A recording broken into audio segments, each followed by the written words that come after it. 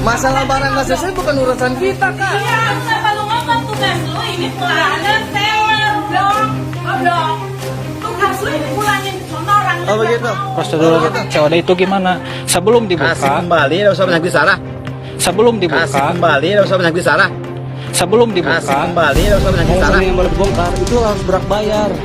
Itu prosedur COD. Lah kalau mbak nggak berak bayar, ntar jadi malah klaimnya ke saya. Saya bakatnya dibongkar. Dia mbak bayar dulu. Oh nanti mbak bayar dulu. Kita direct. Kita banyak nggak bisa. Emang begitu kontraktor. Kalau Bapak mau laporin saya, Bapak mau laporin saya silahkan. Bukan masalah laporin, balikin dong. Oh. Balikin dong saya. Iya.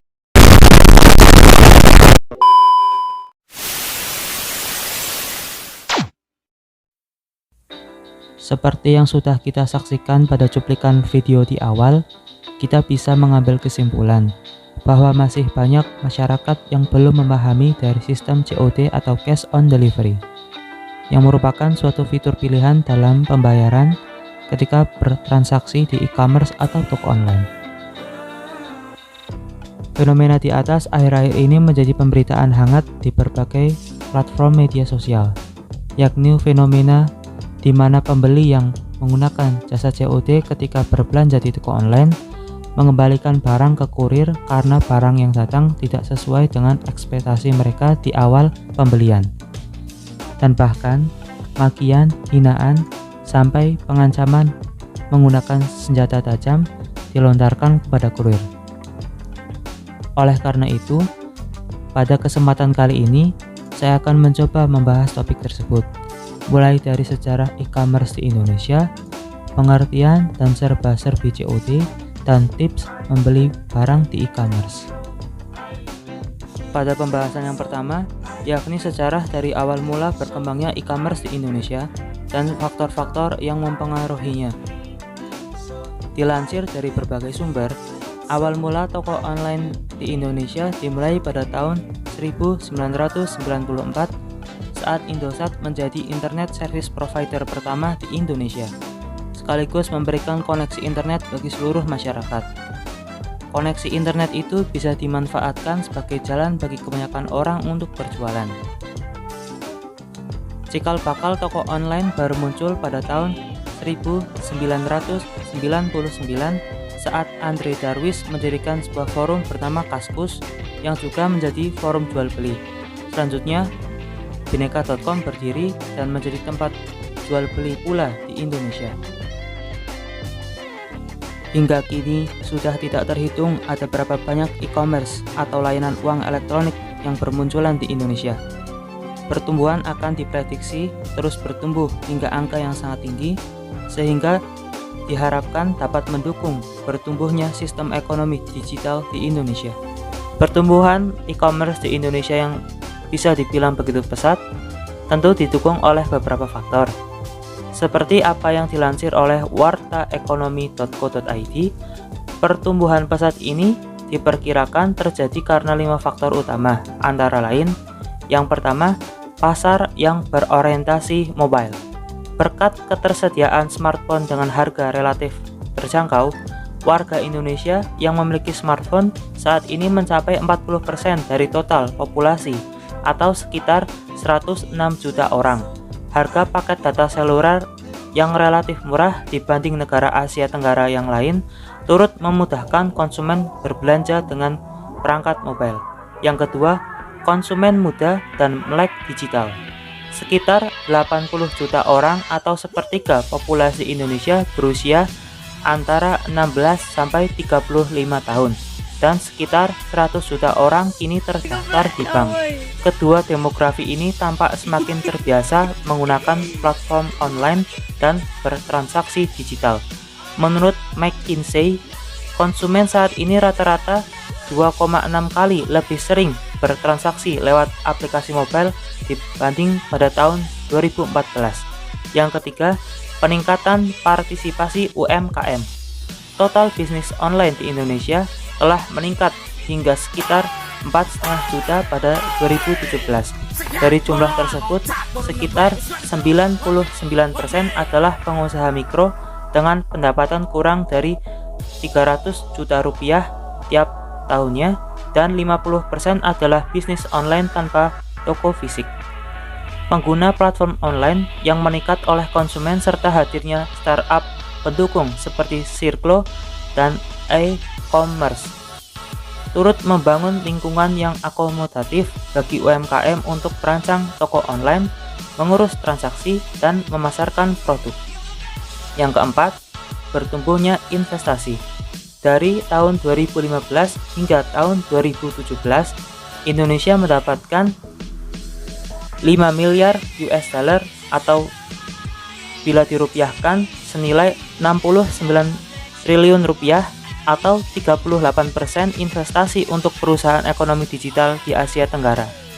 Dari jumlah tersebut, platform e-commerce seperti Bukalapak, Matahari Mall, dan Tokopedia menjadi kategori yang paling banyak mendapat pendanaan sekitar 3 miliar US dollar apabila dirupiahkan 41 triliun rupiah. Dan yang terakhir, dukungan pemerintah. Pemerintah telah meluncurkan berbagai program untuk menunjang ekonomi digital, seperti pembangunan jaringan palaparing.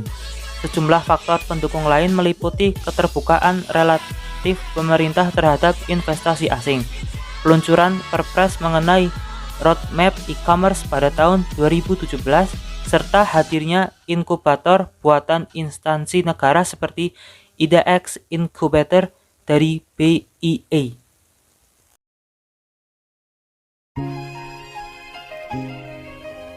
Bagi Anda yang kerap melakukan transaksi jual beli online di marketplace, tentu sudah tak asing lagi dengan istilah COD. Lantas, apa itu COD? Dahulu sebelum online shop naik daun dan mulai masif seperti sekarang, skema jual beli dengan COD juga sudah sering digunakan. Awalnya, COD adalah transaksi yang mengharuskan pertemuan antara pembeli dan penjual di tempat dan waktu yang sudah disepakati. Transaksi sendiri awalnya bisa berawal dari unggahan di media sosial maupun situs dan aplikasi jual beli online. Penjual akan membawa barang fisik untuk diperlihatkan kepada calon pembeli. Setelah pembeli melihat dan memeriksa barang yang dipesannya sesuai, maka pembeli akan membayar sesuai dengan harga yang disepakati. Kendati demikian, saat ini COD sudah bergeser. Dalam konteks jual beli online di marketplace, COD artinya tak lagi hanya berupa pertemuan langsung antara penjual dan pembeli. Dikutip dari laman resmi Shopee Indonesia, COD adalah metode pembayaran yang dilakukan secara langsung di tempat setelah pesanan dari kurir diterima oleh pembeli. Dengan kata lain, COD artinya pilihan metode pembayaran.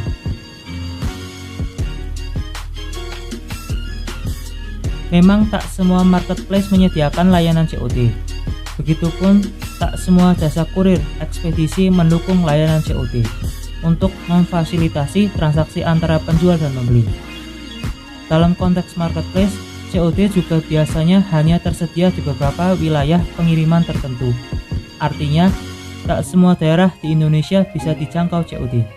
Agar transaksi lebih terjamin, biasanya pihak marketplace yang menghubungkan pembeli dan penjual biasanya akan menyediakan opsi asuransi untuk meningkatkan keamanan transaksi. Selain itu, fitur COD artinya juga bersifat sukarela. Artinya penjual bisa memilih untuk mengaktifkan fitur COD atau sebaliknya menonaktifkannya. Banyak penjual atau seller marketplace yang memilih untuk menyediakan fitur COD karena dianggap bisa berkontribusi mendongkrak penjualan mereka.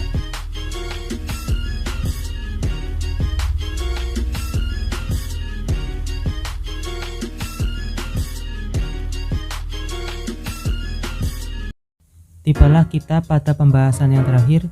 Pada poin ini, saya akan mencoba membagikan beberapa tips bagi pemirsa yang hendak membeli barang secara online di marketplace. Tips yang pertama, cari tahu reputasi penjual. Sebelum memutuskan untuk membeli suatu barang secara online, terutama di marketplace, penting untuk melakukan riset terlebih dahulu terhadap toko penjual barang yang akan dibeli. Beberapa langkah yang bisa pemirsa lakukan yaitu memastikan status toko apakah aktif atau tidak, lamanya umur toko, hingga testimoni lebih banyak positif atau negatif. Yang kedua, cek ulasan produk. Setelah memastikan penjual bisa dipercaya, cek ulasan produk yang ingin pemirsa beli dari pengguna lain yang sudah membelinya terlebih dahulu.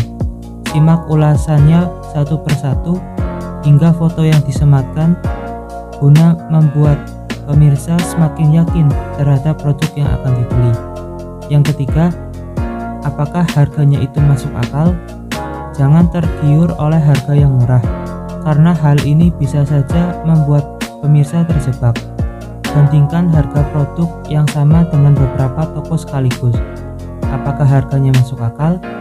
Jika perbandingan harganya sedikit satu sama lain adalah hal yang wajar. Akan mencurigakan apabila harga terlalu murah atau bahkan jauh melebihi yang disarankan. Apabila terlalu murah, bisa jadi ada niat untuk melakukan penipuan atau barang yang dijual bukanlah produk original. Yang keempat, baca deskripsi produk. Jika sudah memastikan reputasi toko dan harga produk terbilang wajar-wajar saja, baca deskripsi produk dengan seksama. Pertama, sesuaikan judul dengan deskripsi yang ada di halaman produk. Pastikan nama barang, varian, spesifikasi, hingga kelengkapan yang ditawarkan sudah sesuai.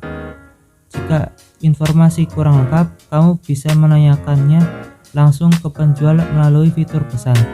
Yang kelima, cermati syarat dan ketentuan. Setiap toko memiliki syarat dan ketentuan masing-masing, baik itu masa garansi, perjanjian waktu pengembalian, dan sebagainya. Dengan mencermati syarat dan ketentuan yang diberlakukan setiap toko, maka kita sudah siap menerima apa yang telah dijanjikan oleh penjual. Yang keenam, hindari transfer langsung. Sebaliknya, pilih platform marketplace jika kita hendak berbelanja secara online, karena dengan ini, saat melakukan pembayaran akan ada pihak yang berada di tengah-tengah antara pembeli dan penjual. Jadi, pembeli tidak langsung mengirim pembayaran ke penjual, tetapi ditanggung dulu oleh pihak elektronik e-commerce dan baru akan dikirim ke penjual setelah dipastikan barang tiba dengan selamat. Nah, mungkin ada saja penjual yang nakal dengan meminta pembeli mentransfer sejumlah uang pembayaran langsung ke rekening mereka. Jika ini terjadi, jangan mau untuk menerima permintaan tersebut, karena ini kemungkinan besar adalah penipuan. Dengan mengirim pembayaran langsung ke rekening pribadi penjual, artinya akan sulit untuk meminta dana dikembalikan jika barang tidak sesuai dengan apa yang dijanjikan. Yang ketujuh, simpan bukti pembayaran. Setelah berhasil melakukan transaksi pembayaran, simpan bukti pembayaran baik-baik. Ini mungkin saja diperlukan apabila terjadi hal-hal yang tidak diperkirakan sebelumnya. Yang kedelapan, pastikan keamanan perangkat. Saat berbelanja daring, utamakan menggunakan perangkat laptop atau smartphone milik pribadi. Hindari belanja di tempat dan menggunakan perangkat umum, karena keamanan yang tak terjamin. Selain itu, usahakan install aplikasi antivirus terbaik yang mampu menangkal berbagai ancaman di dunia maya yang bisa menyerang kapanpun. Dan yang terakhir, cek paket data dan hilangkan jejak data.